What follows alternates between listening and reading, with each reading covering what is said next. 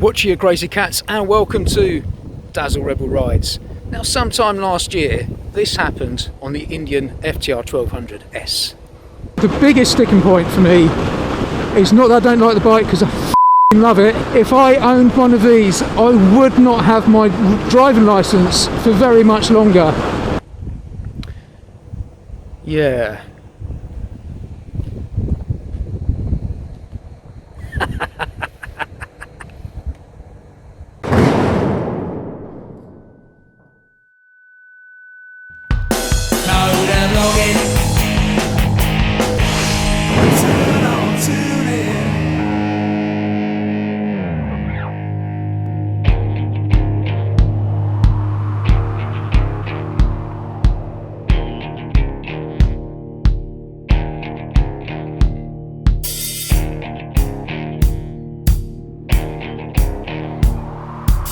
Watch your crazy cats and welcome to Dazzle Rebel Rides. As you saw from the intro, I have a brand new motorcycle. I do. I finally got my hands on my very own Indian FTR 1200S, and all I've done so far is ridden it home and put it in the garage. So this is really my first proper little trip out, just to get acquainted with it. I have to say, this bike, I've been hankering after this. If you've been watching the channel, you'll know from the moment I went to see the launch of it in Cologne, Germany in October 2018, I was immediately besotted with it. And I was making plenty of excuses as to why I shouldn't buy one. but I had to relent in the end. I had to relent. At the end of the day, I've still got the Indian Chief Vintage. I still got that. That bike is never leaving me. That bike is my forever bike. I fully intend to potentially trade out the FTR in maybe 3, 4, maybe even 5 years. But if you know me, you know that probably won't happen. I'll probably end up paying it off, because it's on finance at the minute. I'll end up paying it off and keeping it. I'll just have to convince the wife to build a bigger garage. Because we've got her bike, we've got her Indian Scout, we've got my Chief, and now we've got this. I've still got a Honda Cub C90 sitting at work. It's a project bike, it needs a bit of TLC, and I haven't got any room for that in the garage at the minute, so let alone any other bikes. That aside, I do finally have it. I've made plenty of excuses as to why I didn't want one, but really, when it came down to it, it was really just a case of almost kidding myself that I shouldn't treat myself. I shouldn't sort of spend out the money and go for one. And look at that, f***ing awesome! I love this bike. It just it's put that down so it might be able to hear me a bit better. It's the I love my Chief to bits. I absolutely love my Chief to bits. It gives me such a special feeling when I ride it. But this bike is such a fun machine. It is such a fun machine. It's I will say, anybody who rides this bike who doesn't come back with a smile on their face has no soul. And I know people say, oh, you know, when someone says a bike's got character, it means it's got flaws. Well, this has oodles of character, but I wouldn't call any of them flaws.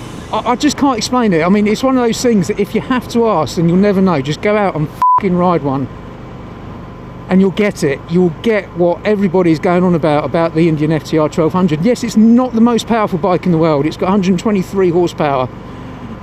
It's not the most torquey bike in the world, but it has plenty of both, and it's the way the power comes in, it's the way it's delivered, it's the way the bike handles, it's the way the bike feels, it's everything put together makes this such a complete package. It's a bike that's better than the sum of its parts. You know, when I ride sports bikes, because in my job as a sales manager for a motorcycle dealer, I get to ride lots and lots of motorcycles. Lots and lots of motorcycles. And, you know, I've ridden plenty of uber sports bikes. You know, bikes with 200 plus horsepower. And yes, they are ludicrously quick. But to get the most out of them, you have to be on the racetrack. You know, and I can't afford to do, you know, 6-7 track days a year in order to make it worth my mile. Well, yeah, I suppose, you know, miles per smile, or smiles per mile comes into it as well. You know, I can't afford to do that many track days a year to make it worth my while getting a track bike. And also, you know, I know my talent would improve in time, but you know, it's not my style of riding. You know, knee down, head down, arse up. It's not my style. I just prefer normal roads and having fun on normal roads. Each their own, but this for me is a much better, much more fun, real world motorcycle than any sports bike out there. Right.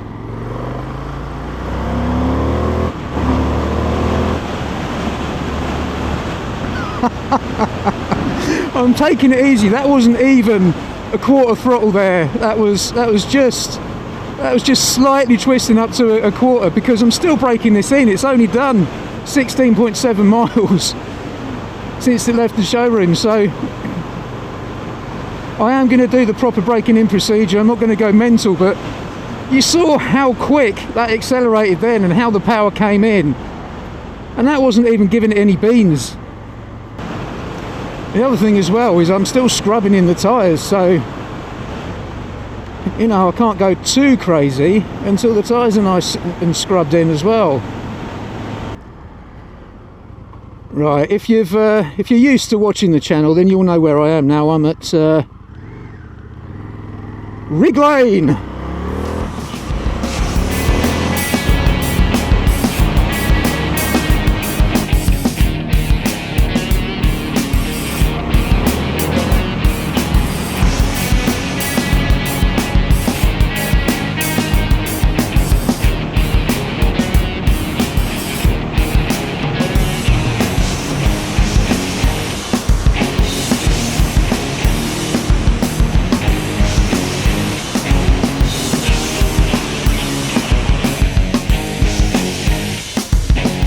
Pull over here, take some shots, shall we?